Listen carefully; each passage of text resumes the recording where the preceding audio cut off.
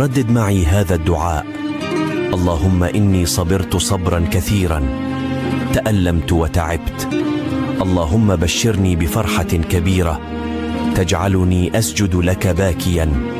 السلام عليكم ورحمه الله وبركاته. ازيكم يا متابعين؟ اخباركم ايه؟ اول ما نبدا الفيديو بتاعنا نسمي ونصلي على الرسول، اللهم صل وسلم وبارك على سيدنا محمد وعلى اهله وصحبه اجمعين. ازيكم عاملين ايه؟ وحشتوني كتير، بقالنا كتير ما تقابلناش مع بعض. ان شاء الله هنعمل مع بعض النهارده فيديو حلو جدا جدا، سهل وبسيط خالص، وكل حاجه موجوده في البيت بامكانيات على قد الايد.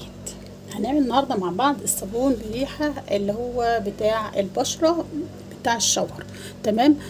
سهل جدا، بطريقه حلوه جدا ان شاء الله تعجبكم وتجربوها معايا. هنبتدي كده نجرب بكوبايه واحده بس من الزيت، كوبايه زيت واحده بس. هنعمل صابون بشره في منتهى الجمال، احلى بكتير من اللي بيشترى بره. طبعا الاسعار دلوقتي بقت حاجه كده يعني ربنا يرحمنا منها، بقت حاجه صعبه جدا، اسعارها غاليه جدا جدا، فلازم نجرب ونتعلم. مفيش فيها اي عيب خالص ان احنا نجرب ونتعلم. وفي قنوات كتير جدا جدا لصناعه الصابون والمنظفات بصفه عامه، قنوات جميله جدا تقدري تتعلمي منها كل حاجه. ربنا يبارك لهم يا رب على قد اللي بيعملوه والحاجات اللي بيقدموها.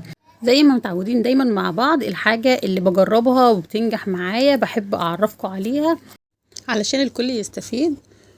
قبل ما نبدأ الفيديو، لو وصلت معايا لحد هنا وأول مرة تشوف قناتي، يسعدني جدا إن أنت تشرفني بالاشتراك في القناة وتفعيل الجرس ليصلك كل فيديوهاتنا بإذن الله. أول حاجة كده معايا ربع كوباية مية، حوالي 4 معالق كبار. ومعايا هنا القشور أو الصودا أو البوتاص، أي مسمى، أو حجر تسليك المجاري. لازم تكون بالشكل ده كده معايا، ما تكونش ملزقة ببعضها، يعني تكون مدة صلاحيتها مظبوطة. ده شكلها معايا. بعد كده هناخد لكل كوبايه زيت، قلنا قبل كده لكل كوبايه زيت معلقتين صودا كاوي، واستخدمنا قبل كده في الصابون اللي هو البلدي بتاعنا، عملناه وكان ممتاز جدا جدا. لو حابه ترجعي له على القناه، بيعادلوا 40 جرام صودا كاوي. تمام. بنقلبهم كده، وزي ما قلنا نبعد جدا، نحاول ما نستنشقش البخار اللي طالع لانها سامه جدا. ونخلي بالنا لو قدر الله حاجه جت علينا بنمسحها بخل او بليمون كده. تمام. هي كمان دابت تمام معايا. هبدا اسيبها كده على جنب وتبرد معايا، ونروح لباقي الخطوات بتاعتنا وباقي المكونات بتاعتنا. تمام. هسيبها كده لما تبرد ونرجع تاني مع بعض. بعد كده معايا هنا كوبايه زيت، تقدري تكمليها زيت، او الخطوه الافضل بنجيب كده ربع، هنكملها كوبايه الا ربع، وهنكمل الربع التاني سمنه او زبده. تمام. تقدري تعملي اللي يريحك، سمنه او زيت على بعض، مفيش اي مشكله خالص. الشكل اللي معايا ده كده يبقى معايا كوبايه سمنه على زيت او زيت، بس اي نوع زيت انت تفضليه او تحبي تستخدميه. تمام. ده كوبايه واحده، هنعمل النهارده كوبايه واحده عشان بعد كده تجربي وبعد كده نفعت معاكي وبقت تمام كملي. وباذن الله ان شاء الله هتعجبكم الوصفه جدا جدا وهتنجح معاكم من اول مره. بعد كده، بعد ما حطينا كوبايه الزيت او الزيت على السمنه، هنبدا نضيف شويه اضافات معانا هنا معلقه نشا كبيره، معلقه سكر، ونص معلقه ملح. معلقه نشا، معلقه سكر، ونص معلقه ملح. نحطهم ونقلب كويس جدا.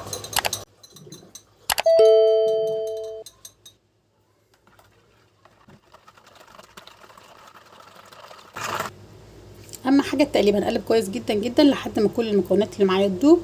دي حاجه.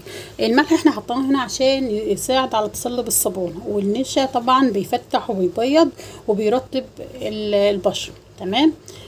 والسكر بيعلي الرغوه، وكمان بديل جليسرين بيرطب برضو البشره. هقلب كويس جدا لحد ما المكونات بتاعتي تدوب تماما. بعد كده هبدا اضيف معلقتين شاور جل. لو ما عندكيش شاور تقدري تضيفي معلقتين شامبو علشان الرغوه. وهضيف معلقه بلسم، ده حلو جدا نعومه وترطيب. نقلب كويس، زي ما قلنا اهم حاجه في المنظفات التقليب كويس جدا جدا. بعد كده هبدا اضيف الصودا بتاعتي بعد ما بردت بالشكل ده، هنزل بقى واحده واحده.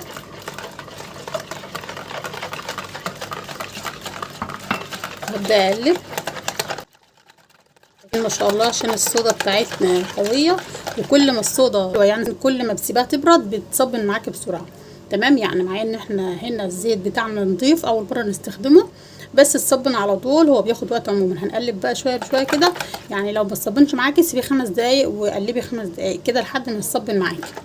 اخر اضافة معايا هحطها هنا اي زيت عطر عندك، ما عندكيش ممكن تحطي مسك طهارة، اي رائحة انت بتحبيها وبتفضليها. نحط معلقة كبيرة كده،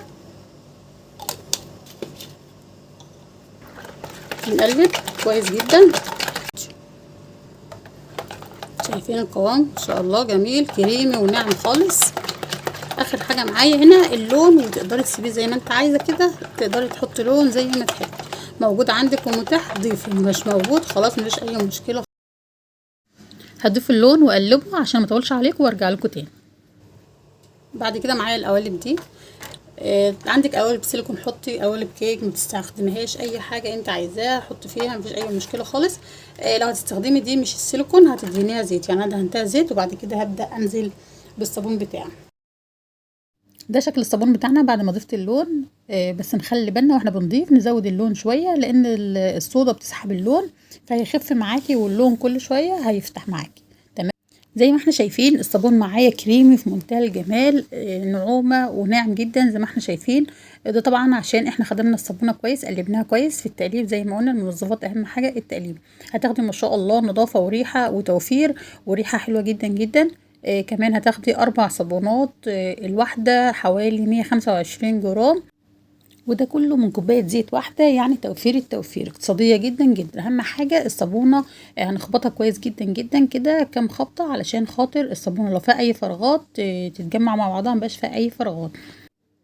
بعد كده هرش عليها رشه كده بالكحول، لو موجود عندك تمام، مش موجود مفيش اي مشكله خالص. الكحول فايدته برضو لو في فراغات او في فقاقيع او اي حاجه في الصابونه بيغطيها بيخفيها تمام. بعد كده هغطيها كويس، وزي ما قلت لكم نخبطها كده برضو للتاكيد. بعد كده هغطيها كويس واسيبها لحد ما تتصبن، وان شاء الله تتصبن معاكي خلال ساعتين بالكتير ان شاء الله. وده برضو لون تاني انا عاملاه برضو بنفس الطريقه، بكوبايه زيت برضو. كوبايه زيت بتعمل لك 4 صابونات ما شاء الله حلوين جدا جدا، عاملاه برضو بلون مختلف نفس الطريقه، بس طبعا حبيت اغير في الالوان علشان خاطر عاملاه بريحه يعني مختلفه، ويعني كتغيير يعني مش اكتر من كده. حبيت بس اعمل لك اختبار للرغوه كده، شوفيه يعني هنا بصي ما شاء الله عم صبته خلاص وظبطت القوالب اهو، بدا ينشف خالص اهو، بدا يتصبن تمام. هو كده طبعا الرغوه بعد ما بتصبن احنا عارفين ان الصابون كمان الرغوه بتزيد بقى بعد ما يتصبن. هنبدا نحط كده شويه ميه ونجرب الرغوه.